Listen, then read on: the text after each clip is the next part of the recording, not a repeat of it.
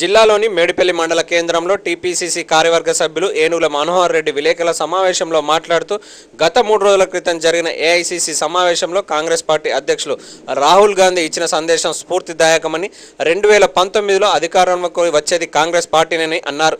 రాష్ట్ర శాసనసభ చరిత్రలో శాసనసభ్యులను సభ్యత్వం రద్దు చేయడం అనేది ఘటనలు ఎప్పుడూ జరగలేదని, గతంలో ఉద్యమ సమయంలో టీఆర్ఎస్ సభ్యులు ఎలా ప్రవర్తించారో అందరికీ తెలుసునని అన్నారు.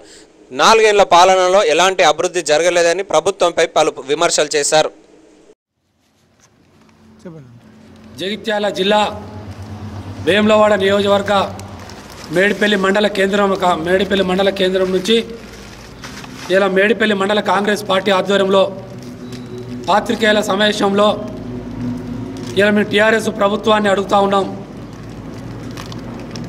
మీరు మేడిపల్లి మండలంలో ఈ 4 సంవత్సరాల నుంచి శాశ్వతమైన పనులు ఏమన్నా చేశారా? ఇలా మేము చర్చకు సిద్ధమని అడుగుతా ఉన్నాం. ఇలా మీరు మోత్కురావుపేట నుంచి చందుర్తి రోడ్డు ఆగమేఘమేళ కొబ్బరికాయలు కొట్టి వెళ్ళిపోయారు తప్ప దాదాపు సంవత్సరం దగ్గరికి వస్తూ ఉన్నది. కనీసం అది దిక్కులేదు. ఆ రోజు శాసనసభ్యులు ఎమ్మెల్యే ఎంపీ మళ్ళీ కొబ్బరికాయలు కొట్టి కాంగ్రెస్ పార్టీలో బైక్ ర్యాలీ పెట్టారు, ఏం పని పాట లేదు, ఉనికి కాపాడుకోవడం చెప్పారు. ఇలా మీరా ఉనికి కాపాడుకోవడం అడుగుతున్నాం మేము.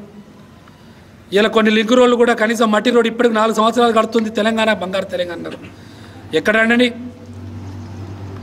వల్లంపల్లి నుంచి పసునూరు కావచ్చు, ఇలా మనగడ నుంచి భీమారం కావచ్చు, ఇంకా 2-3 రోడ్లు ఇంకా మిగిలిపోయిన మట్టి రోడ్లు కూడా ఉన్నాయి. అవి కనబడతలే మీకు రోడ్లు అని మేము అడుగుతూ ఉన్నాం. ఇలా ఈజీఎస్ రోడ్లు వర్క్ జరుగుతూ ఉన్నాయి.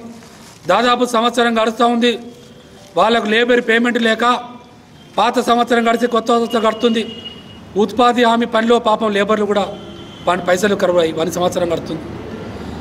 ఇలా ఈజీఎస్ వర్క్స్లే కావచ్చు, ముఖ్యమంత్రి గారు స్వయానా ఇచ్చిన వర్క్లే కావచ్చు, కేవలం టీఆర్ఎస్ ప్రజాపతిలు ఉన్న కానే తప్ప ఇలా కాంగ్రెస్ సర్పంచులు ఎంపీటీసీ కాడ ఉన్న కాళ్ళు ఉన్నోళ్ళంతా గుంజుకపోయారు. కనీసం అక్కడనే ఉంటే మీరు మీ పనులు బరాబరి మేము పెట్టపో అని అంటూ ఉండరు. ఇంత దౌర్భాగ్య పరిస్థితి. మీ ఎమ్మెల్యే ఎంపీ కానీ మీ ఇంట్లోకి వెళ్ళి తురాయి వర్క్స్ భారత రాజ్యాంగ చట్ట ప్రకారం వచ్చే పైసలను కూడా ఇలా మీరు ఎంత వక్రీకరిస్తున్నట్టు కాంగ్రెస్ ప్రభుత్వాన్ని మీరు బలహీనపరచడానికి, కాంగ్రెస్ ప్రభుత్వంలో ఉన్న అక్కడిక్కడ ఉన్న నాయకులను మీరు బలవంతంగా తీసుకుపోయి వాళ్లకు డబ్బులు ఆశ చూపించి వాళ్ళకు తీసుకుపోయిన వాళ్ళకు వర్కులు కాంప్రమైజ్ చేస్తూ ఉన్న వర్కులు పెడతా ఉన్నారు. ఇదా మీ ప్రజాస్వామ్యబద్ధంగా స్వయాన ఇలా కేటీఆర్ గారు, సిరిసిల్ల రాజన్న జిల్లా మంత్రివర్యులు గారు, ఇలా మున్సిపల్ చైర్మన్ సామల పావని గారు, సోదరిమణి బీసీ ఆడిబిడ్డ వాళ్ళ మంత్రి గారు చెప్పిన మాటను ఉన్నట్టు చెప్పినందుకు పాప ఆమెను బలవంతంగా బలి చేసి ముఖ్యమంత్రిగా ఇలా కేటీఆర్ రాజీనామా చేసించారు. 3% బలవంతంగా మీరు రెగ్యులర్గా తీసుకుంటలేరని ఉన్న విషయం చెప్పినందుకు. ఇదా మీ నీతివంత పరిపాలన? ఇది కనబడతలేదా మీ నీతివంత పరిపాలన?